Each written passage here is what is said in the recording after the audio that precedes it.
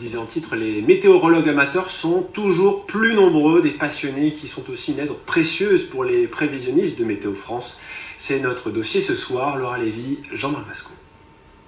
Faire la pluie et le beau temps est devenu un jeu d'enfant. Il serait une centaine de météorologues amateurs répartis dans les Hauts-de-France, suivis parfois par des milliers d'internautes sur les réseaux sociaux. Certains disposent d'équipements high-tech, d'autres se contentent d'observer le ciel. Point de départ de toute prévision, c'est le cas des chasseurs d'orage que nous avons rencontrés, direction l'Isère où le soleil brille. C'est devant ces écrans que Mario, 20 ans, passe le plus clair de son temps. Et là, ça retombe. Et là, tu as la décharge de l'éclair dans les nuages.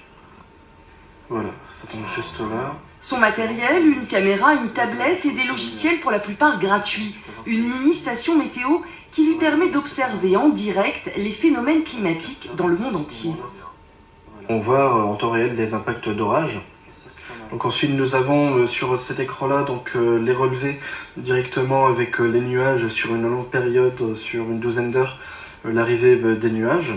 Donc nous pouvons aussi passer en mode radar avec donc voilà pour voir la contenance en pluie de ces nuages. Donc on voit un faible passage nuageux ici, la contenance en pluie est quasiment nulle. On a parfois quelques nuages chargés avec un petit peu d'eau. C'est ces nuages gris que vous voyez un peu plus foncés.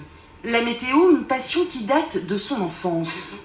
Quand j'étais petit, je passais plus mon temps à regarder les documentaires sur les orages et sur les tornades à France 5 plutôt que les dessins animés.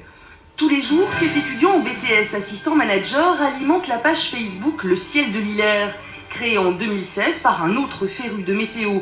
Rejoint par Kylian, un collégien, ils sont 3 aujourd'hui à gérer le site et à prodiguer gratuitement conseils et prévisions. Alors c'est une page qui est suivie actuellement par 500 personnes et ensuite nous avons parfois jusqu'à 1500 personnes qui interagissent, qui regardent parfois les photos et parfois même des personnes qui partagent ces photos pour montrer, garder le temps qu'on a par ici dans notre belle région du Nord-Pas-de-Calais.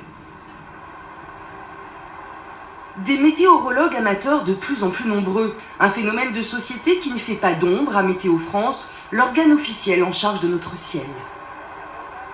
Météo France a beau disposer de matériel sophistiqué, l'organisme a recours au service de 3000 bénévoles disséminés sur le territoire, et ce, depuis 50 ans, un réseau d'observateurs climatologiques indispensable.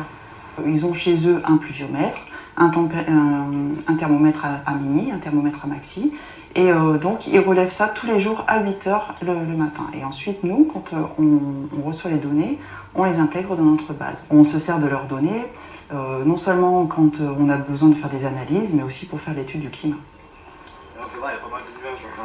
Retour à l'Isère, après l'observation, place à l'action. Il fait beau, mais nos 2 jeunes chasseurs d'orage viennent scruter les nuages, et dans ce champ, la vue est imprenable. Donc ici on a vraiment une vue sur l'est, le sud, l'ouest et le nord. Et ensuite ça nous permet de faire de magnifiques panoramiques et des photos pour la page. Et ça permet également de voir les perturbations arriver de loin. Alors si tu peux juste indiquer Kylian le sens du vent. Du nord à l'est.